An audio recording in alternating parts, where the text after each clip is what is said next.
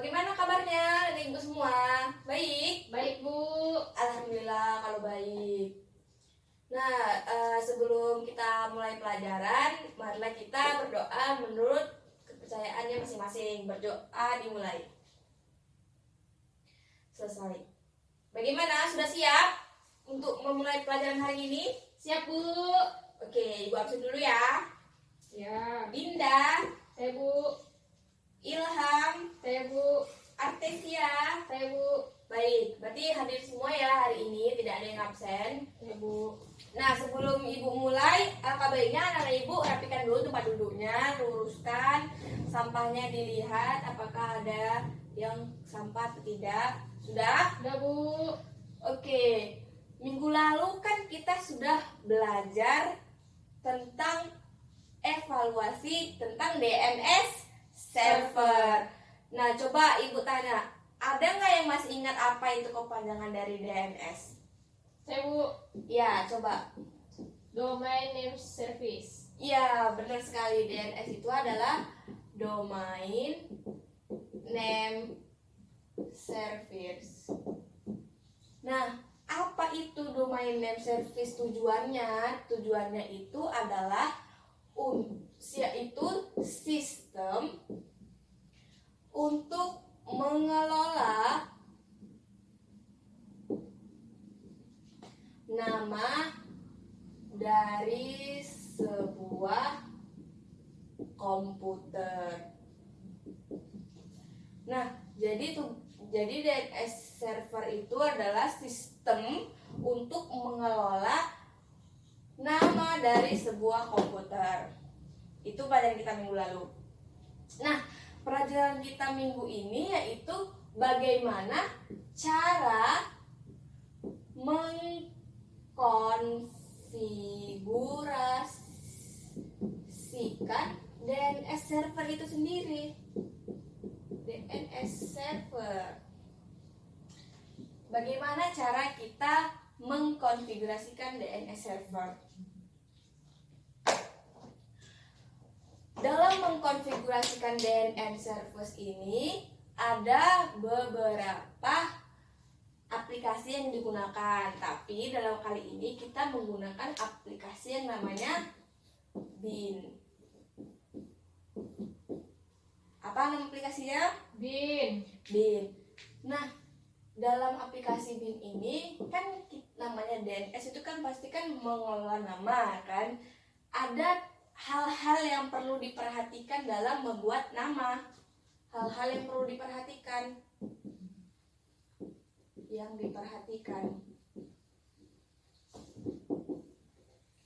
Apa saja itu? Yang pertama itu adalah nama itu harus nama lengkap dan tidak boleh sama antara yang lainnya. Berarti namanya tidak boleh sama ya, harus unik dia. Yang kedua, kalau tidak boleh sama dan selanjutnya itu tidak boleh disingkat. Tidak boleh disingkat atau pakai spasi. Tidak boleh pakai spasi. Jadi harus bersambung semua. Nah, setelah tidak boleh pakai spasi, yang harus diperhatikan adalah tidak boleh menggunakan simbol. Tidak boleh ada simbol kecuali simbol kurang atau minus itu boleh. Nah, hal-hal yang diperhatikan selanjutnya yaitu boleh menggunakan angka. Menggunakan angka 0 sampai 9 dan abjad A sampai Z. Abjad A sampai Z. Nah, yang terakhir yang hal-hal yang perlu diperhatikan yaitu sebaiknya menggunakan huruf kecil. Gunakan huruf kecil semua.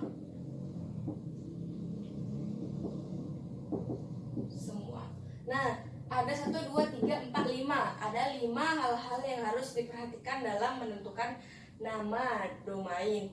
Yang pertama itu namanya tidak boleh sama. Yang kedua tidak boleh pakai spasi. Yang ketiga tidak boleh pakai simbol kecuali simbol kurang. Dan yang keempat boleh menggunakan angka 0 sampai 9 dan abjad A sampai Z. Dan yang kelima yaitu sebaiknya menggunakan huruf kecil.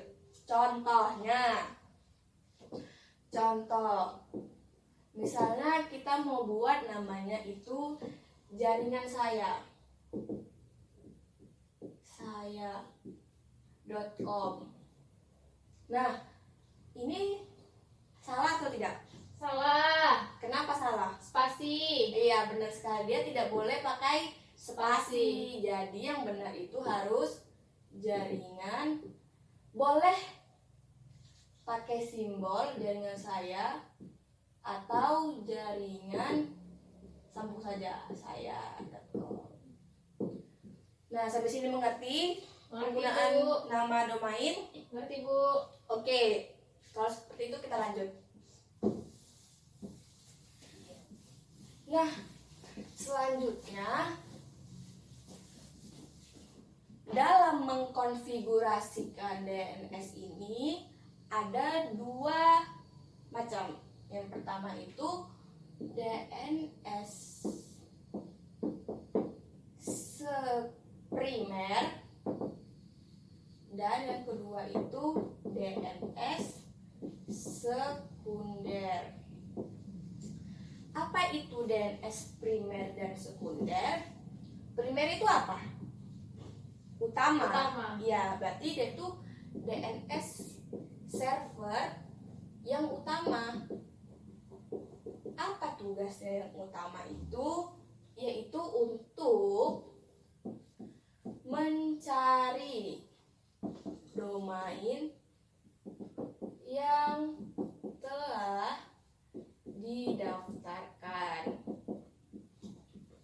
Nah, tugas dari DNS primer itu yaitu untuk mencari domain-domain yang telah kita daftarkan pada komputer tersebut.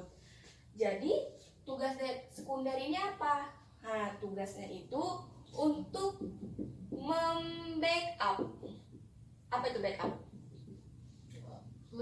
Mencadangkan. Ya, benar sekali. DNS sekunder itu untuk membackup DNS primer ini.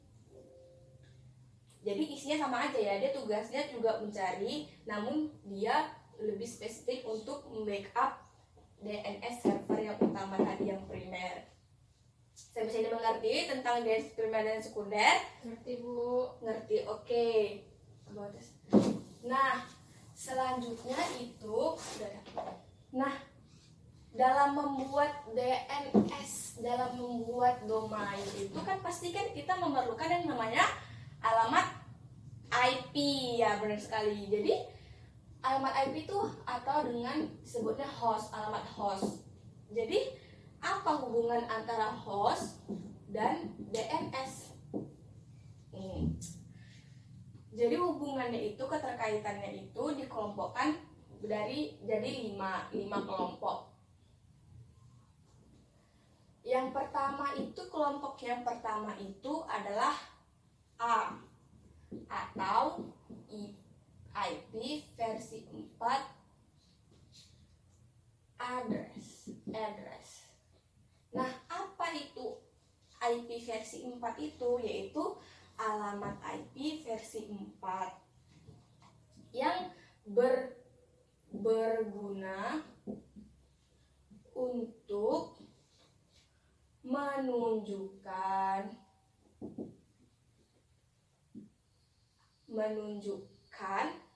keterkaitan antara alamat IP dengan nama komputer.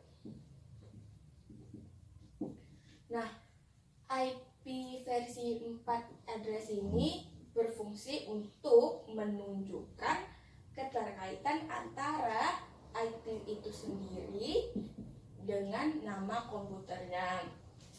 Kelompok yang kedua yaitu CNAME.